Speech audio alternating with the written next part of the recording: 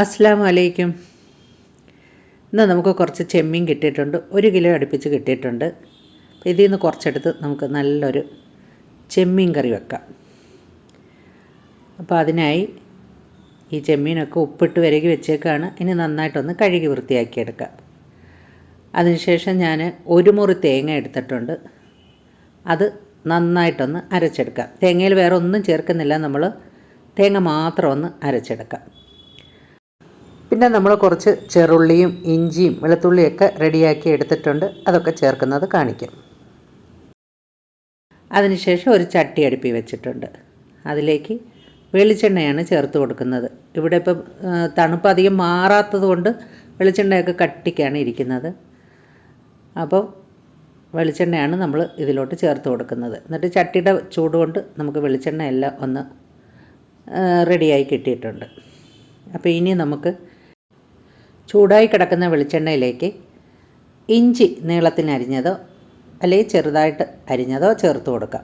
അപ്പോൾ ഞാനൊരു ചെറുതായിട്ടും നീളത്തിലും ഒക്കെ ആയിട്ട് അരിഞ്ഞെടുത്തിരിക്കുന്ന ഇഞ്ചിയാണ്. അങ്ങനെ നമ്മൾ അതിന് സൈസൊന്നും നോക്കണ്ട, ഇഞ്ചി അരിഞ്ഞത് ചേർത്ത് കൊടുക്കാം. പിന്നെ ചേർത്തിരിക്കുന്നത് വെളുത്തുള്ളി അരിഞ്ഞതാണ്. അങ്ങനെ ഇഞ്ചിയും വെളുത്തുള്ളിയും ചൂടായ എണ്ണയിലോട്ട് ചേർത്ത് നന്നായിട്ടൊന്ന് മൂപ്പിച്ചെടുക്കാം.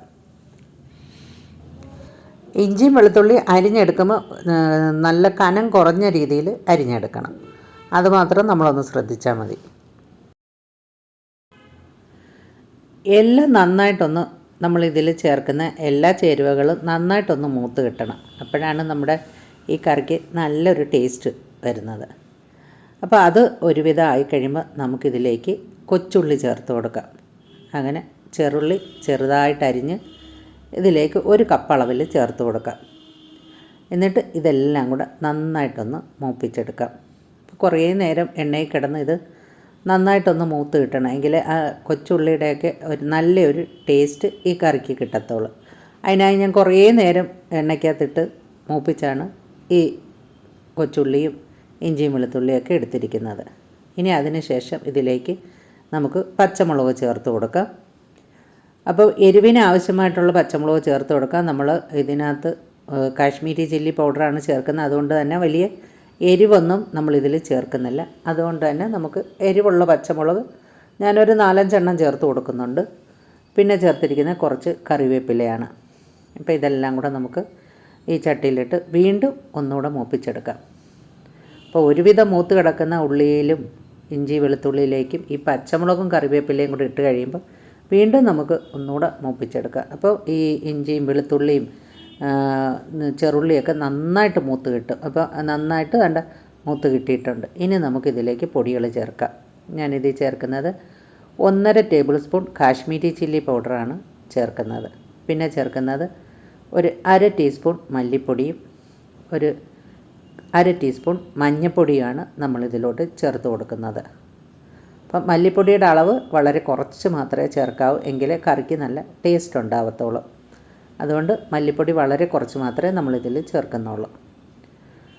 അപ്പോൾ ഇതെല്ലാം ചേർത്തതിന് ശേഷം അപ്പം നമ്മൾ ഈ പൊടികളെല്ലാം ചേർക്കുമ്പോൾ ഫ്ലെയിമൊക്കെ ലോ ഫ്ലെയിമിലായിരിക്കണം. ചട്ടിയുടെ ചൂട് കൊണ്ട് വേണം നമുക്ക് ഈ പൊടികളുടെ പച്ച മണമൊക്കെ ഒന്ന് മാറിക്കിട്ടാൻ. അപ്പോൾ നമ്മുടെ ഈ പൊടികൾ ചേർത്ത് കഴിഞ്ഞാൽ പിന്നെ ഒരുപാട് അങ്ങ് മൂപ്പിക്കേണ്ട കാര്യമില്ല. അതിൻ്റെ ആ പച്ച മണമൊന്ന് മാറിക്കിട്ടിയാൽ മതി. അത് ചട്ടിയുടെ ചൂട് കൊണ്ട് തന്നെ നമുക്ക് ആ പച്ച മണമൊന്ന് മാറ്റിയെടുക്കാവുന്നതാണ്. അല്ലാതെ ഹൈ ഫ്ലെയിമിലൊന്നും ഇടരുത്. പൊടികൾ ഒരുപാട് മൂത്ത് പോയാലും കറിയുടെ കറക്റ്റ് ടേസ്റ്റ് കിട്ടത്തില്ല. അപ്പോൾ അതിന് വേണ്ടിയിട്ടാണ് ഇങ്ങനെ ചെയ്യുന്നത്.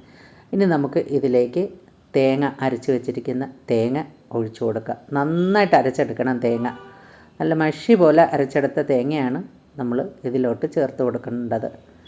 അപ്പോൾ ആ അരപ്പൊക്കെ ചേർത്ത് ഒന്നുകൂടെ നന്നായി ഇളക്കിയ ശേഷം കുറച്ച് വെള്ളം കൂടെ നമുക്ക് ആ ജാറ് കഴുകി ഇതിലോട്ട് ചേർത്ത് കൊടുക്കാം. അതിനുശേഷം നമുക്ക് എല്ലാം കൂടെ നന്നായിട്ട് ഇളക്കി ഒന്ന് യോജിപ്പിച്ചെടുക്കാം. ഇനി നമുക്ക് ഫ്ലെയിം ഹൈ ഫ്ലെയിമിലിടാം. എന്നുവെച്ചാൽ ഈ കറിയൊക്കെ ഒന്ന് തിളച്ച് കിട്ടാൻ വേണ്ടിയിട്ട്. അങ്ങനെ ഹൈ ഫ്ലെയിമിലിട്ട ശേഷം നമ്മളിതിൽ പുളിക്ക് ആവശ്യമായി ചേർക്കുന്നത് മാങ്ങയാണ്. ഞാനൊരു 1/2 മുറി മാങ്ങയോളം ഇതിനകത്ത് ചേർക്കുന്നുണ്ട്. നല്ല പുളിയുള്ള മാങ്ങയാണ് ഞാനിതിനകത്ത് ചേർത്ത് കൊടുത്തിരിക്കുന്നത്. അപ്പോൾ നമ്മൾ എടുക്കുന്ന ചെമ്മീനനുസരിച്ച് വേണം മാങ്ങ ചേർത്ത് കൊടുക്കാൻ. അപ്പം മാങ്ങയുടെ പുളി കൊണ്ടാണ് ഈ കറിക്ക് നല്ല സ്വാദ് കിട്ടുന്നത്. ഇനി നമ്മൾ കല്ലുപ്പാണ് ഇതിലേക്ക് ചേർത്ത് കൊടുക്കുന്നത്. അങ്ങനെ ആവശ്യത്തിനുള്ള ഉപ്പും ചേർത്തിട്ടുണ്ട്.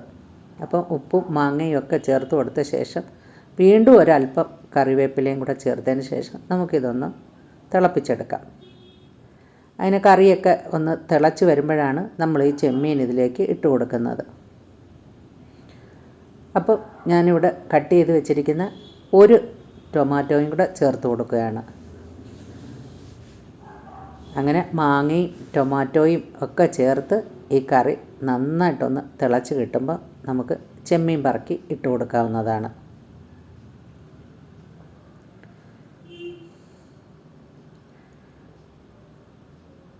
ഈ സമയത്ത് ഹൈ ഫ്ലെയിമിലിട്ടാണ് നമ്മൾ ഈ കറി തിളപ്പിച്ചെടുക്കുന്നത്.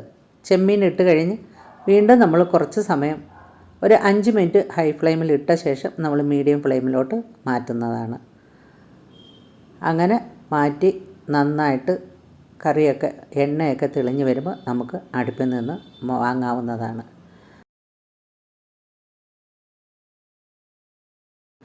അപ്പോൾ കറിയൊക്കെ തിളച്ച് തുടങ്ങിയിട്ടുണ്ട്. ഇനി നമുക്ക് ചെമ്മീനൊക്കെ പറക്കി ഇട്ട് കൊടുക്കാം. അങ്ങനെ ചെമ്മീനൊക്കെ പറക്കി ഇട്ട് കൊടുത്ത ശേഷം നമുക്ക് ഇതൊന്ന് അടച്ച് വെച്ച് കുക്ക് ചെയ്തെടുക്കാവുന്നതാണ്. വളരെ സ്വാദിഷ്ടമായ ഒരു ചെമ്മീൻ കറിയാണിത്. ചെമ്മീൻ മാങ്ങാക്കറി ഈ രീതിയിൽ താളിച്ച് വെക്കുമ്പോൾ നല്ലൊരു ടേസ്റ്റാണ്. ഇത് നമുക്ക് ചോറിൻ്റെ കൂടെ മാത്രമല്ല, നമുക്ക് ചപ്പാത്തിയുടെ കൂടെയും അപ്പത്തിൻ്റെ കൂടെയൊക്കെ കഴിക്കാനും നല്ല ടേസ്റ്റാണ്. അരിപ്പത്തിരിയൊക്കെ ഉണ്ടാക്കുന്ന ഇനിയിപ്പോൾ നോമ്പ് കാലത്ത് അരിപ്പത്തിരിയൊക്കെ ഉണ്ടാക്കുമ്പോഴും ഇതുപോലെ കറി വെച്ചെടുത്താൽ നമുക്ക് രാത്രി കാലങ്ങളിലുള്ള ഡിഷസിൻ്റെ കൂടെയൊക്കെ കഴിക്കാവുന്നതാണ്. അപ്പോൾ ഈ വീഡിയോ നിങ്ങൾക്ക് ഇഷ്ടപ്പെട്ടാൽ ലൈക്ക് ചെയ്യാനും ഷെയർ ചെയ്യാനും ഒന്ന് സബ്സ്ക്രൈബ് ചെയ്യാനും മറക്കരുത്. മറ്റുള്ളവർക്കായിട്ട് ഒന്ന് ഷെയർ ചെയ്ത് കൊടുത്ത് സപ്പോർട്ട് ചെയ്യുകയും ചെയ്യണേ. ഇനി നമുക്ക് ഒരല്പം ഉലുവാപ്പൊടി ഇതിലോട്ട് ഇട്ട് കൊടുക്കുക. അപ്പോൾ നമ്മുടെ കറിയൊക്കെ ഒരുവിധം നന്നായിട്ട് റെഡിയായി വന്നിട്ടുണ്ട്.